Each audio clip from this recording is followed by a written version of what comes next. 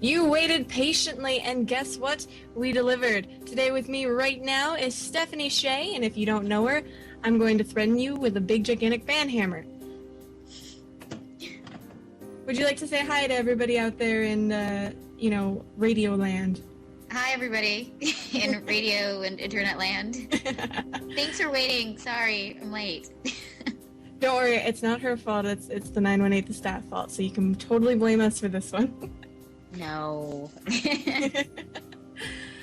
Now, you recently, well, actually, no, not recently, because recently the second season came out in Japan, but you were Mikuru Asahina from the Melancholy of Haruhi Suzumiya, and how was that experience? Because you had to match such a high-pitched voice. Yeah, it wasn't too bad, actually. It's weird because people are like, oh my god, you sound nothing like her normally when you're speaking, and because it's a breathy voice, it's easier to, for me, it's easier to go higher pitched when it's breathy, versus when it's like, has to be like a clear sound. So, yeah, it wasn't that bad, actually. Well, I do know that they tried to get you to match the original Japanese seiyuu as much as possible. Were you a little turned off by that because you couldn't actually, go more to your own style of voice, or? Not really, actually, because I'm pretty familiar with anime. I came from fandom, so, and I'm also Asian, so, there's certain cultural things. I'm not Japanese, but there's certain cultural things that are just a little bit easier to get or similar in Asian cultures so I knew that archetype, I think it would be harder for me if I was like if I wasn't familiar with it, I might think it's weird, like I'd be like, why is this other girl grabbing her boobs? Does that make her a lesbian? But I'm used to it, so I'm like, no, it doesn't make her lesbian, and I get it, and it's fan service, and it's whatever, and and why does she sound like she's just sucked in a helium balloon, and it's just like it wasn't weird for me. So, and I like anime, and not always, but I tend to favor kind of whatever is in the original. Not all the time, but most of the time. So I do try to match on some level, that. Well, I'm sure a lot of fans are actually really excited to hear that, because there are those who are just like, subs all the way, and, they don't even give the dub a chance, so that kind of gives them a little bit of a, encouragement to do so. Yeah, I would hope so, because then if they don't, then I would not have a career. But well, we don't want that. Yeah. But that said, I understand people who like subtitles and who prefer them, and I think I used to be one of those people, so I understand that. I just don't understand people who think that there should only be subtitles, or who do a lot of dub bashing, There's always room for improvement and stuff, but at some point you're like, okay, if you're being creatively critical and you're bringing up good points, in some way that can improve the project or improve something in the industry, then I'm all for it. But if you're just bashing for the point of bashing, I don't think it's helpful, and I don't think it's good for the industry, So yeah. I'd have to agree with you. I don't think it's good for the industry, and the industry needs, a lot of support and push right now, so we're trying to do our best. But at the same time, I think people forget that there can be bad Japanese, subs as well.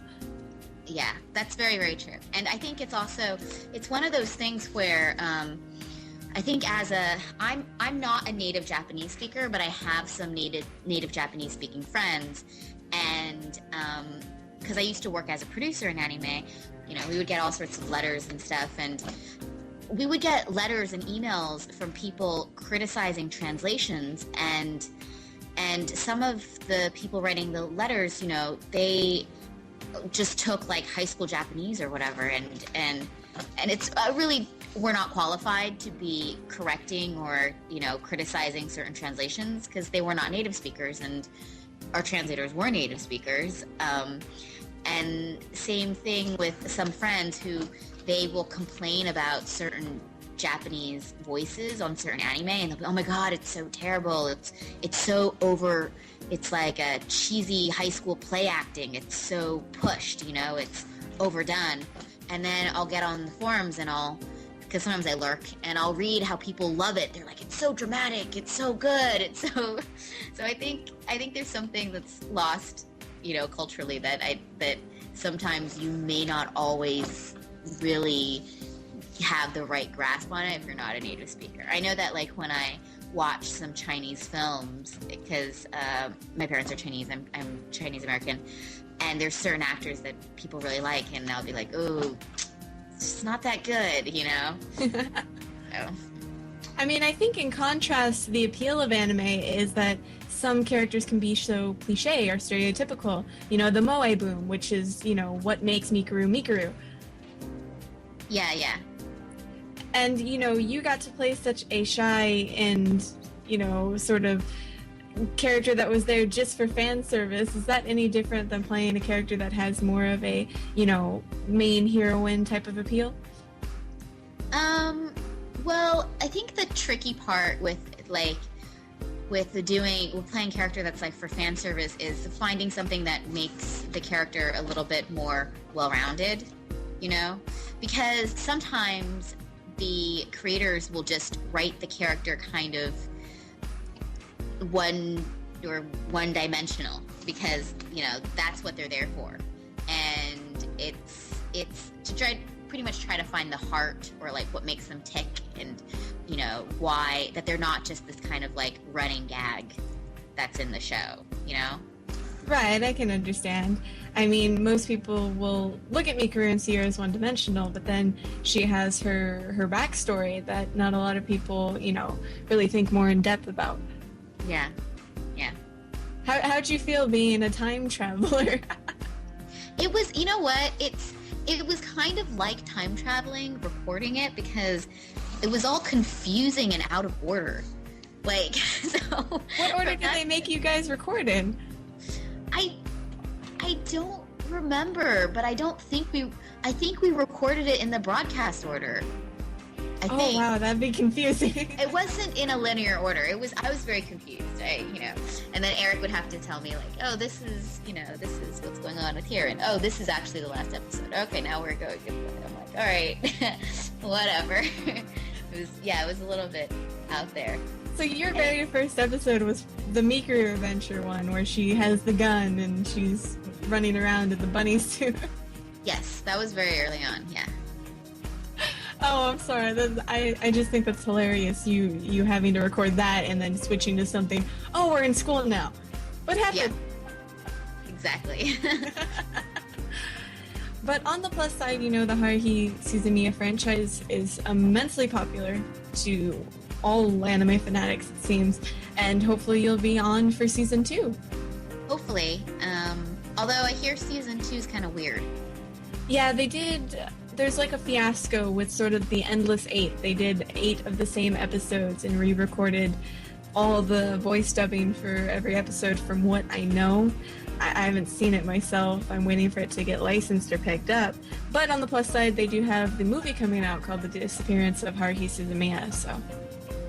Wow, it's crazy. I mean, I'd be interested in reading those novels. It's like a whole kind of cult thing, culture. Yeah, the light novels, I think, are being brought over by, it's either Dark Horse or Viz Media? I can't remember. There's too many companies. I know. And they're switching. And they're combining, and they're... Yeah. Who knows what. Did you get to watch the series afterwards, or were you too busy to actually watch the anime? I don't actually get to watch very much anime nowadays. I used to when I was starting out. I had a lot more time. I could watch stuff. I find it, I still find it very difficult to watch myself or listen to myself, because I can get kind of hypercritical, but mostly it's just because like I just don't have very much time, you know. Sometimes I'll just like pop something in and just kind of like spot check it, or maybe I'll just watch one episode just to see how it turned out, or one episode of something else, like something that a friend did, just to see how it turned out because I heard it was good. But it's really rare that I have time to actually sit down and watch an entire series, which is unfortunate. Yeah, I actually remember in the Adventures of Voice Acting DVD, you went on a sort of rant about how, yes, I have a schedule, and I have a schedule for my free time. Oh yeah, you have to schedule it in or else it won't happen. That seems pretty hectic. Have you ever had times where, you know, things don't just mesh up in your schedule book and it's become utterly useless? There have been a few kind of mishaps, but in general, I'm pretty organized. So in general, and it's good. And for me, I think it's a personality thing too. For me, I am the type of person where I need to schedule things I need to do, or else they don't get done, or else I will literally sit by my computer and play Bejeweled for 4 hours straight, unless I schedule like, this is when I need to go to the bank, this is when I need to, you know, respond to emails, this is when I will just let the day waste away. Yeah, that was actually the first comment I got when we heard that you were going to be on the show from our fans. They said, she plays Bejeweled all the time on her Facebook. Ask her about Bejeweled. And I'm like, that's what you guys want to know? Yeah, wait, hold on. Actually, I bring up my Facebook right now, and they just reset the tournament standings. So if I load it, I will tell you what my top score is. Hold on, it's loading. That's a good time killer, though. You could put that on your phone or something. So right now, I have 373,600 points. Woo! Which seems high, but that's not that high, because I think the highest I ever got was in the 500,000 range. But I have friends, I am never number one on the scoreboard. I have friends who are very good at Bejeweled. My friend Laura once got over 1 million points. That's pretty amazing skills. I don't know right how there. that happens, you know? Yeah. They just must sit there for hours, I would think. You know, it's like 5 hours, 6 hours, and they're still going somehow. Yeah, it's true. But at least you have something to chill in your downtime. That's true. We're going to take a really short break, but when we come back, we'll ask even more interesting questions. And maybe we'll have a Bejeweled face-off. Stay tuned to 918 The Fan. 91.8 The Fan, home of Kana's Korner, the #1 live anime radio talk show. Interviews, guests, contests, and more. Don't miss your favorite voice actors, celebrities, and all your other favorites. Only on Kana's Korner. Weekdays at 10 a.m. Pacific Standard Time. You are just listening to Like It, Like This, Like That from the Jet Set Radio Future soundtrack. But you don't care about the music today. You care about my special guest, right? Right? I'm here today with Stephanie Sheh. Hello. Which is awesome. And she's updating her Twitter, or her Facebook, I'm sorry. Probably talking about Bejeweled. But I did want to ask you, you've got some exciting news coming out, because Resident Evil, the Gold Edition, we were talking about it earlier on the station, is, I believe, coming out in about a month? Yes. I only figured that out because I saw Liam tweet about it. So Liam and I co-voice directed Resident Evil 5, and then the Gold Edition has extra scenes and I guess extra outfits. Yeah, I've seen some of those. Really enjoyed dressing Sheva up in ridiculous outfits. But so we actually did, I mean, most of it is pretty much the same as the original 5. Like, it's not like when we went back in to direct it, we had to direct a whole big other thing. But we did actually, they did bring us back in and direct a few more cutscenes. And there are a few more characters that, you know, pop up. Minor characters, you know, from the franchise that pop up in it. Well, we can tell that Jill definitely plays the larger role because they just recently released the cover art, which literally has Nick Shiva off the cover art and just put Jill right smack there. In Wow. Well, at least they're open with that, because I gotta tell you, when Resident Evil 5, when it first came out, they're like, you didn't know that Jill was in it. That was a big, secret. It was a big spoiler until the end, from my awareness. Yes, and I guess we probably shouldn't say anything about the storyline in case people haven't played it yet. But yeah, that was like a big deal. Like, we couldn't say anything for like the longest time. And now they're just like, here she is, right on the cover. Yeah, right on the cover. What other extra features are on it besides, funny little outfits? I know that there's like extra cutscenes and then extra outfits, but beyond that, I'm not entirely sure. Just because, like, we get called in to direct the voices, but we don't always know everything else that's going on in terms of the programmers and, the direction that they're going with the game, so. But they for sure had to call you back in to redo some of the stuff. Yes, or it's not, we didn't redo stuff, we just added stuff. Okay, so there well, is more stuff. There's more things in it, definitely. You didn't have to go through the whole, oh, we got to redo this now or this. You didn't have to like digitally remaster it or anything like that, which is a plus. Well, if they were to digitally remaster stuff, I think a technical, something technical like that, they would have handled without having to call us in. Unless for some reason, it was recorded at a different quality and it needed to be re-recorded at a, higher quality, but nothing like that. Now, how did you become the, it's ARD director for that project in comparison to, voicing? Did somebody just say, hey, you want to try? Or did you have to, send in a resume, or how did that occur? Actually, Yutaka over at Zero Limit Productions, who has also produced a lot of really great anime dubs, he just asked whether or not I would be willing to be one of the directors on it. Basically, I'm not sure, I can't really remember correctly, but I think Liam might have been approached first.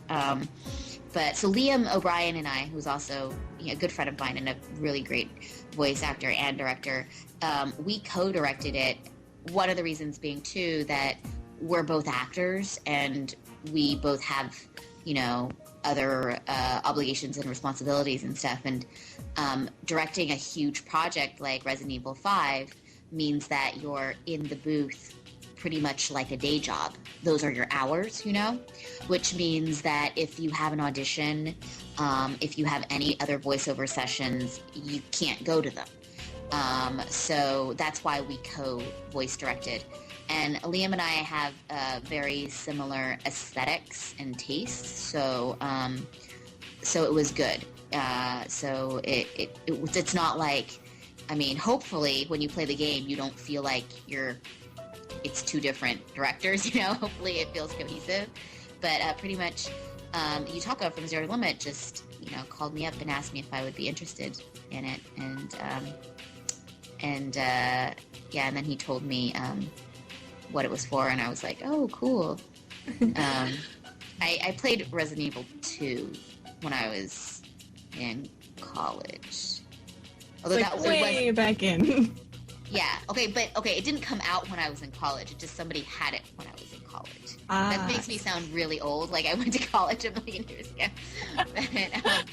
But yeah, I remember playing it, and then I was not good at the controls. I kept walking into the zombies instead of walking around them, Because, and like sometimes you'll get to like a graveyard or just an outdoor, like at a thing, and then there's a few of them, but they're not like really, because the 2 wasn't that, wasn't like, it wasn't so heart pounding all the time. So you know how there like a few, and it's just like, oh, it's really easy. You just like walk around them, but I couldn't get the control, the first person whole control thing, and I kept walking into the zombies instead of away from them, and I couldn't when I was shooting, the whole like shooting right and left was okay for me, but then shooting up and down was really confusing for me. So whenever the zombie dogs came at me, I was like wildly shooting in every random direction. It was terrible. My friends actually made me play that game because I would get scared and I really sucked at it.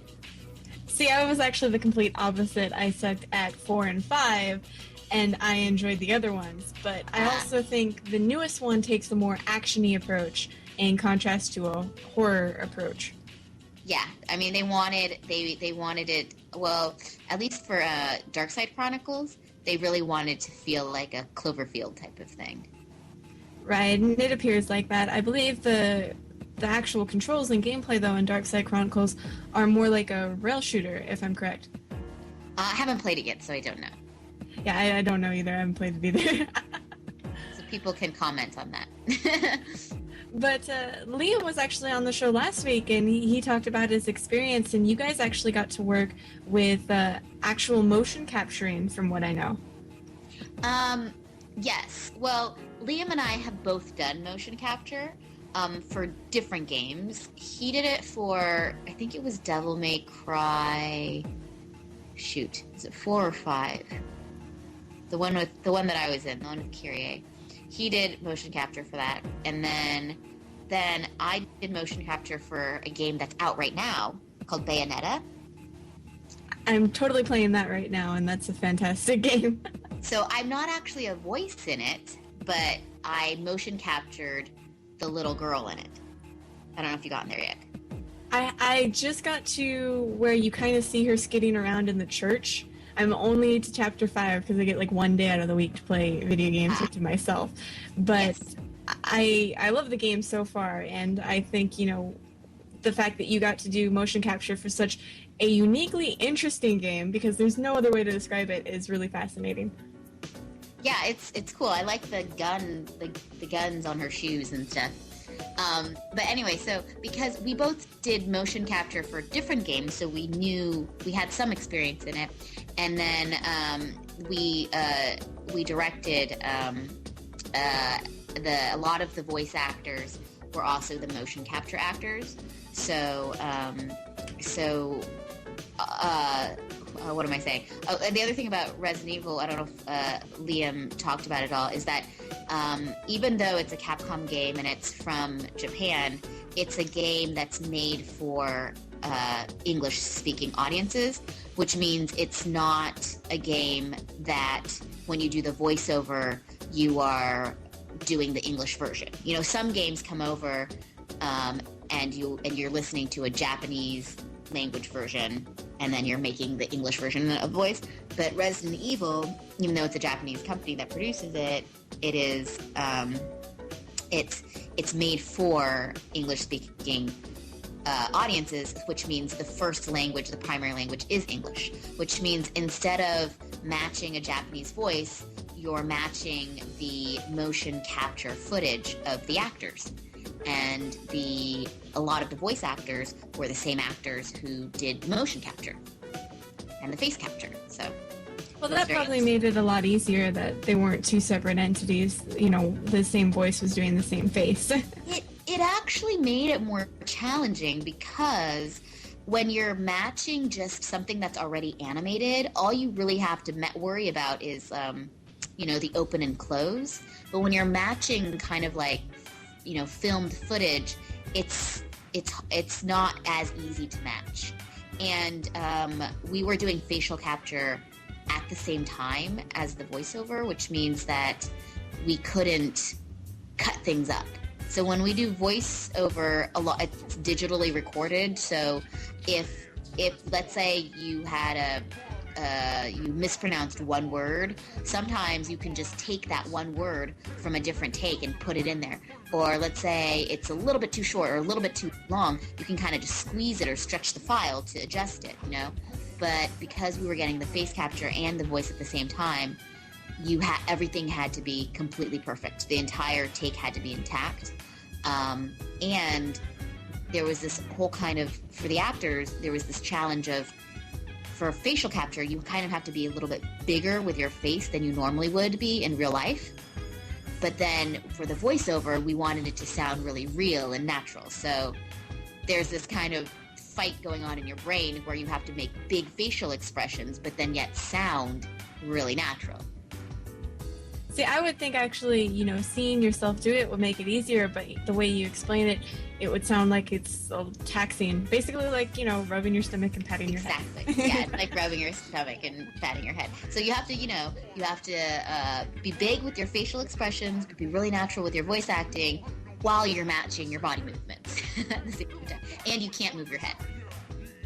So that's a little scary because I move my head all the time when I talk because I'm weird like that. But I hope that everybody who's listening does pick up the Golden Edition. I believe that comes out on the 10th of March is the dates I have for my game store. So hopefully all you guys will pick that up because it has a lot of extra sweet, awesome content if you weren't paying attention. And we're going to go to a very short break. But when we come back, you know what? We have Stephanie Sheh. In your face. Only on 918 The Fan. 918thefan.com. Have you logged on today? Who, me? No. No? iStock's daily news show, video reviews, articles, forums, and an anime directory. Don't get left behind. Log in today. Only on 918thefan.com? 918thefan.com. All right, 918thefan.com. And we're back. If you just tuned into Kana's Corner, then you're unaware of the special guest that I have on today. I'm currently sitting with Stephanie Sheh, and if you don't know who that is, it will be Mikuru Asahina from Melancholy of Haruhi Suzumiya, the ADR director from Resident Evil 5, and you also play a part in Bleach as well. Or Hime? Or Jaime? I don't even know. I'm so fail. I actually play multiple characters in Bleach, but the main character that I play is Orihime. I also play Isane, and I played Yoshi, that's her name. She's one of the bad guys in one of the Bounce? I think she was one of the Bounce arc. Yeah. So there's so many episodes, I don't know how you keep track. It's hard to keep track, and you only get to record like your own parts. So sometimes there's so many characters in that show that like if your character is kind of like apart from the group, like then you just don't know what's going on. Do you have any other new projects coming out, like a new Bleach game or a new Naruto game or anything like that? There's a few things that are coming out. Let me see. So I think Strike Witches is either out or coming out, and I am in that. I know that I can say that. It's announced. I believe that comes out next month. We actually covered the advertisement. I don't know if you've seen it, but it's all about they're so hardcore they don't wear pants. Yes, they don't wear pants. And then they fly. So really good panty shots. So there's that show, and then We Cheer 2. I was in We Cheer 1 for those who like Wii games. Those are mostly for the girls, probably. The guys were like, I'm not going to play We Cheer. But it's a fun game. And then Trauma Team, which is also... it's one of like those trauma center surgery kind of games. It's also for the Wii. That's coming out in April, I think. We talked about Bayonetta, that's out, that I did mocap for. And then in terms of anime, I am in Gundam Unicorn. It's very excited to be part of the Gundam universe now. Yes, they announced the casting for that literally like a week ago. Yeah, so it's really, I mean, it's Gundam, it's like, it's pretty cool. Do you think that was kind of sudden? Because they released, they started airing it on the 26th, I think, of December, and then they released, the casting for English literally almost like a week or two after. Well, we already recorded the first episode, so I think it's probably one of those, like, from what I understand, it's very, nowadays the Japanese and English production are getting closer and closer together. Another show that I had done that's over now was Kurokami, and that was a simultaneous release. It didn't really get much press, unfortunately, so lots of people don't even know about it or didn't even realize it, but it literally aired on IATV in the United States the same day that it aired in Japan. Oh, very nice. I was Yeah. actually just talking about that. We had a huge discussion last weekend with, a roundtable discussion with our DJs. I was like, they really need to do that. If they did that, think of how much help it would be. And I didn't even know that they had finally started trying. I don't Yeah. think anybody knew. It's unfortunate that I think one of the reasons because it was IATV and not a lot of places get that. And then I don't know why, but it didn't seem like it was it wasn't promoted very well. But, it was a great cast. Laura Bailey was in it. I'm in it. Patrick Seitz in it. Kristen Freeman's in it. And Will Wheaton from Star Trek has a part in it too. Very nice. So it was a great cast, and it was challenging to record because sometimes we wouldn't be recording to final animation. Sometimes we were recording to like line art. And sometimes, it'll say like efforts and grunts, but then we don't even see the action. So we just have to like do a lot of them, and so that when they do get the animation to mix to, something would fit, But it was kind of, there were certain things that were challenging about it because it was a simultaneous production. But yeah, it was really exciting to be a part of it, and that was done by NYEV Post, and it was a bi-coastal cast, so it was LA and New York in the parts. So Hopefully they do more of those in the future. We definitely like to support those sort of releases. yeah, I hope so too. So I think Gundam Unicorn is, it's just moving in that direction very quick, I think it's an effort to cut down on, bootlegs and stuff like that, because that's been one of the main defense of people who bootleg stuff is like, oh, well, we have to wait so long, So then if they get it almost immediately, it's like, well, you can't really complain anymore because, we're giving it to you really quickly. So Exactly. yeah. And then speaking of bicoastal stuff, I am also have a small part in Slayers. That's coming out at some point. I don't know when. I never know when these release dates are. They never tell you. Yeah, so I mean, there's that, and there's a few other projects, but I'm not going to say just because I don't know. Oh, that's all right. Hopefully we'll have you on the show when, you can't talk about them or you can say. Yeah. Yeah. So, and people can always follow me on, Twitter, or follow I have a Facebook pages page, not my personal Facebook account, but my kind of more, I don't know, business or voice acting account. People can follow it. And then I update that pretty regularly. Even I'll be like, oh, I have an audition today. Oh, I have a callback. Oh, I went in for something, I'll update that pretty regularly. And that's just under your regular name? That's just under my regular name, but when you search, you have to search in the pages because it's not an account. Do you know what I mean? You can make I understand. a fan page type of thing. Yeah, it's like that. And you also have your own personal website as well, correct? Yeah, but that one I haven't updated. I mean, that has my old agent on it, so I need to update that.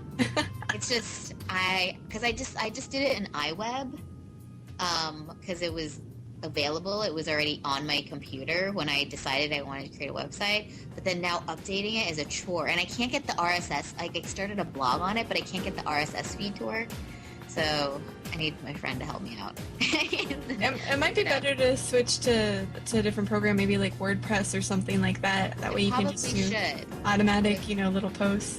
Yeah, because right now it's right now if I make any changes, I have to re-upload everything and Ooh. And I actually seriously because always when I just try to upload the new files, something gets deleted or something is changed that's not, so I end up usually just replacing every single file just to be safe. And then as the page grows, it just takes way too long. So then it makes me not want to update it, Oh yeah, that's pretty bad. I would definitely recommend switching to a different system. Yeah, I should. I need to just figure that out. I'm in the dark ages when it comes to website stuff, so. Well, it's okay. If you need any help, I've been a web designer for 5 years, so. Okay, cool. Now I'm going to ask you if you would take part in our 918 The Fan tradition. Okay, what is that? It doesn't involve you getting hurt, so don't worry. Okay. Basically, we ask anyone who comes on the show, even if they're not a VA, or if they are, if they'd be willing to do a bump for us. Okay, sure. Awesome. We were basically wondering if you could say, my name is insert here, character of insert here, and you're tuned in to 918 The Fan. Oh my gosh, I have to write this down. I could type I it have to it you. memorized because you've told like everybody to say it, but I can type it to you if you want. it's my name is, and then it was it character of or voice of, what is it? Voice of or character of, whatever you feel you want to do. Some Do people you know do- which character you prefer me to say? It's your choice. You can pick your favorite one, and if you want, you can do a funny voice. And you're listening to? You're tuned into 918. You're tuned into 918 The Fan.